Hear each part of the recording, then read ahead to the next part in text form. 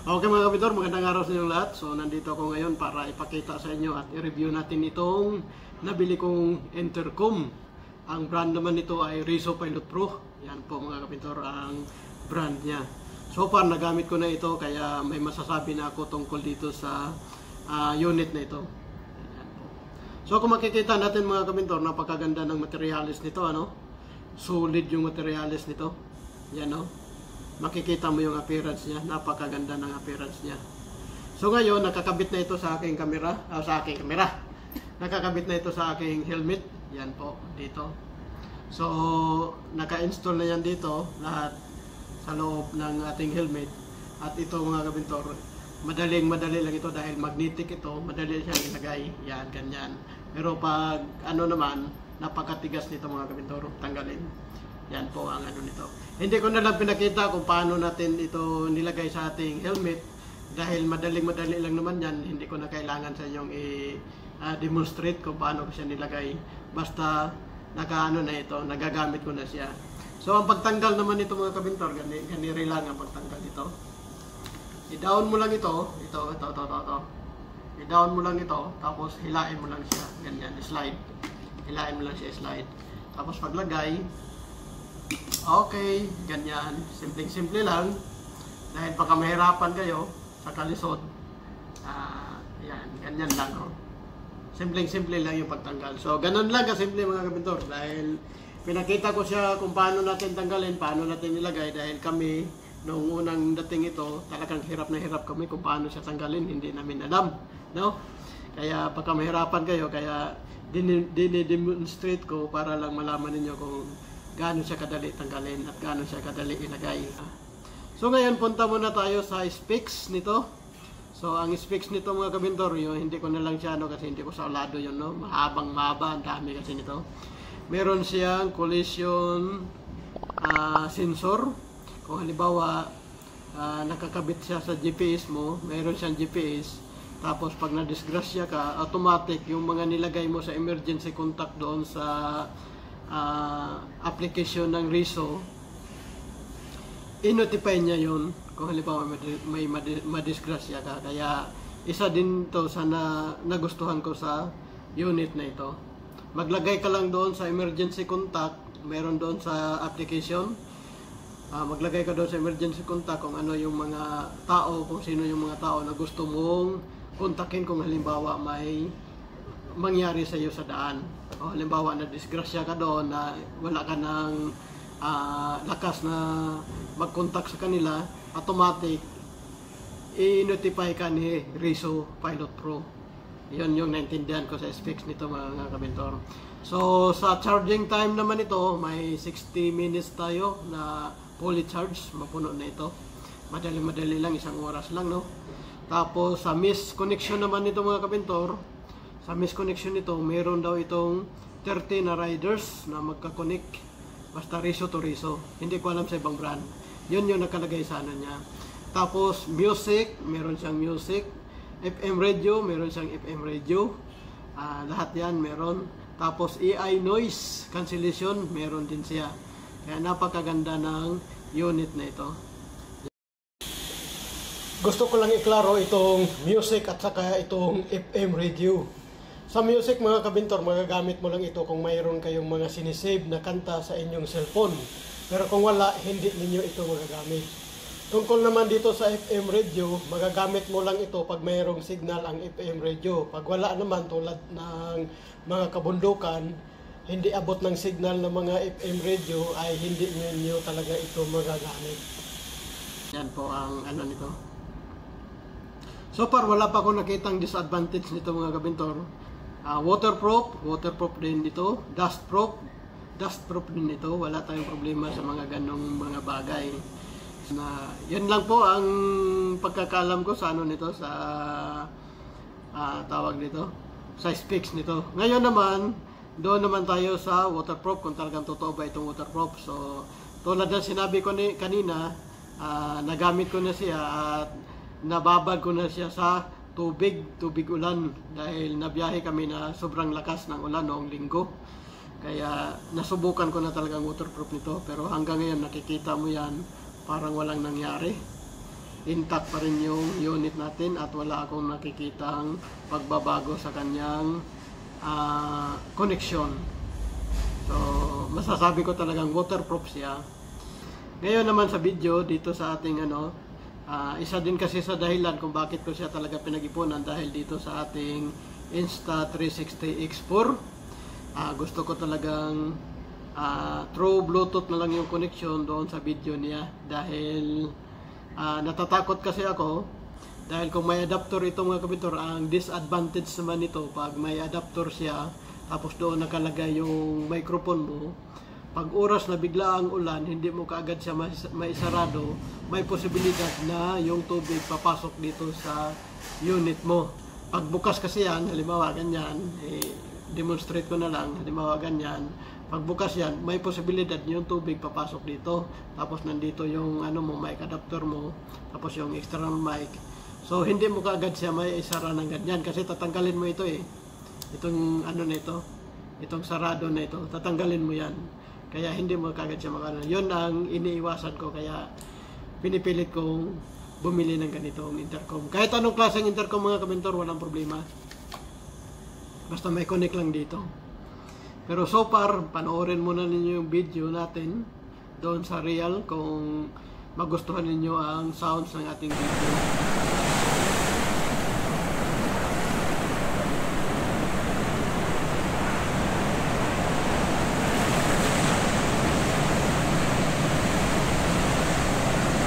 Titingnan ko lang kung maganda ang sounds nitong natin, yung reso natin na nakakabit dito sa ating camera, no?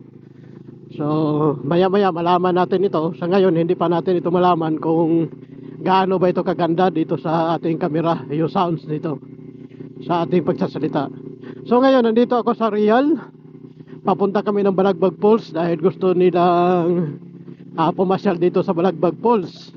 Ito yung mga kasama ko.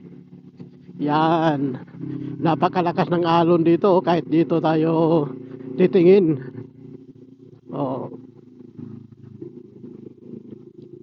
Ganda ng view talaga dito mga kabintor.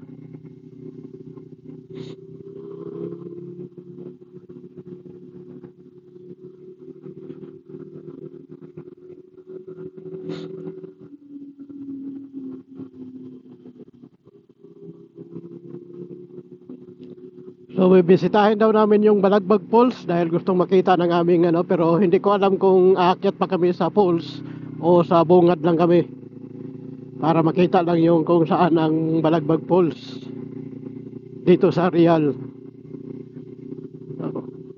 Napakaganda ng kalsada dito.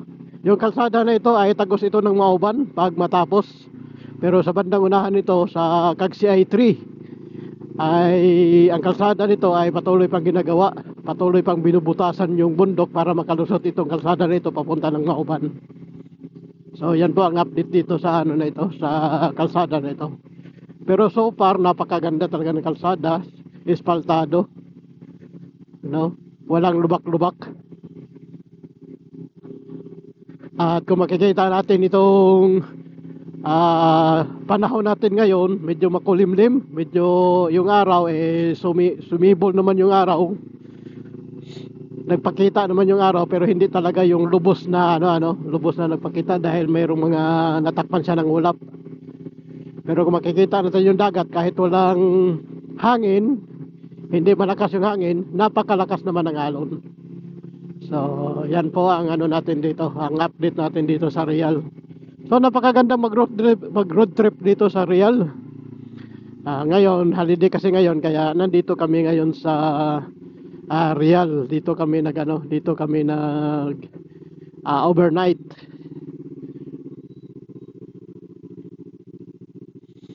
Ito na po ang Balagbag Falls. Yan. Napakalinaw ng tubig, oh.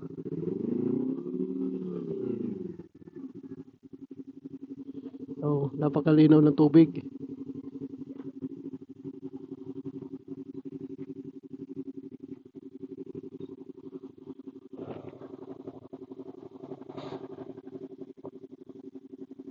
Yan, Balagbag Falls. So marami ding nagpunta dito pala ngayon dito. Tara! Saan tayo? Doon na? Okay. Yan. Tingin lang pala. Hindi na pala siya, no? Tinitingnan lang namin kung saan yung ano. So, yun po ang sounds mga kapidor. Napanood nyo na. Maganda. Sa akin naman, pasado naman sa akin. Napakaganda ng sounds nito. Buksan ko siya. Para lang ninyo malaman. Yan, bukas na. Tapos buksan ko rin itong ano nito. Itong unit na ito. Tingnan mo ha.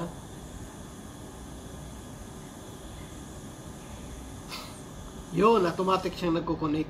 Mga kapidor, wala na akong pinipindot na iba, automatic siya nagko-connect sa ano mo, sa Bluetooth mo. Kaso nga lang, dito meron na siyang ano no, yung parang headphone na nakalagay. Pero dito wala siyang ano, wala siyang bar. Kasi itong X4 kasi meron siyang bar na lumalabas diyan para konfirmado na yung microphone mo nagka-connect na dito sa ano mo. Pero sa kanyan, malalaman mo na hindi nagka-connect yung microphone mo dito sa ano mo, sa unit mo na intercom. Yun yung isa sa dahilan na malalaman mo na walang connection yung microphone mo pag walang bar dito na nakikita, ano. Pero pag ilagay ko ito dito mga kapintor, tingnan mo ha, meron na siyang ano, tingnan ha, hello hello, yun o, hello hello hello hello. Amoy pinipig. Amoy pinipig yung kamera, yung cellphone ko, basang-basa kasi ito sa ulan. Hello, hello. Kita ba? Hello, hello. Aba, ayaw nang magkano ah.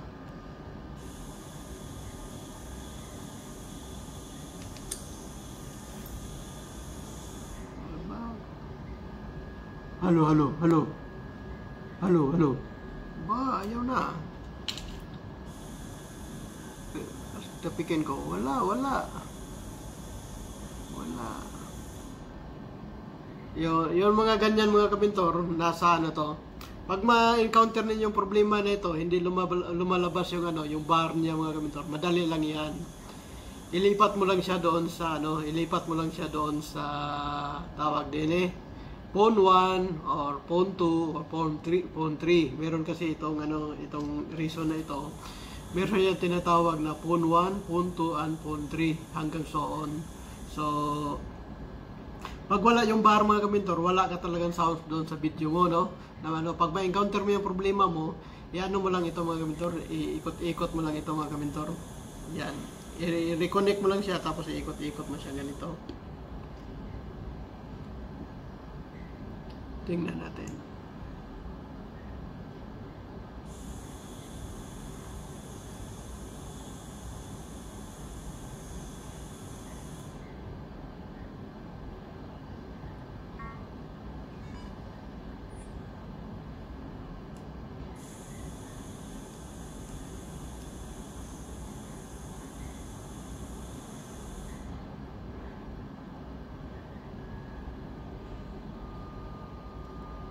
Hello, hello. Ayun, meron ng bar mga kapintor. Ayan o. Nag-connect na.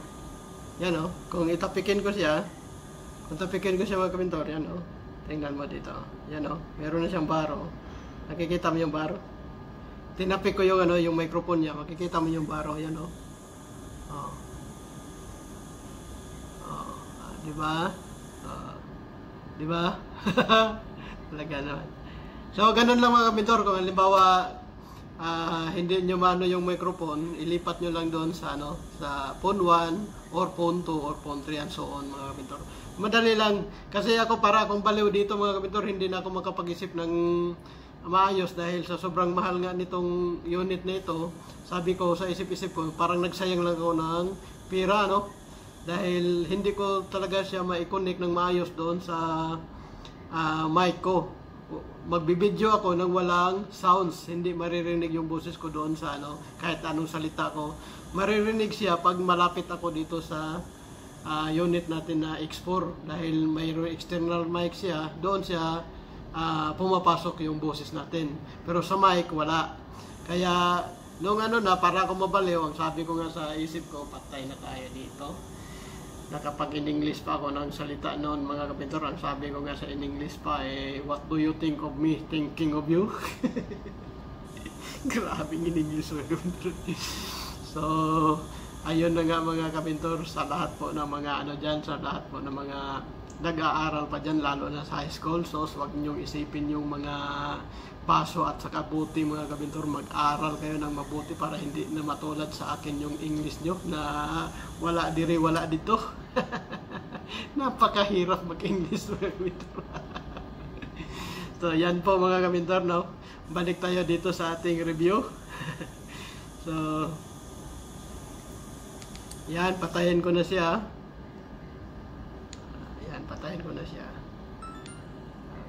Patayin ko na rin yung ano natin dito. Ayan.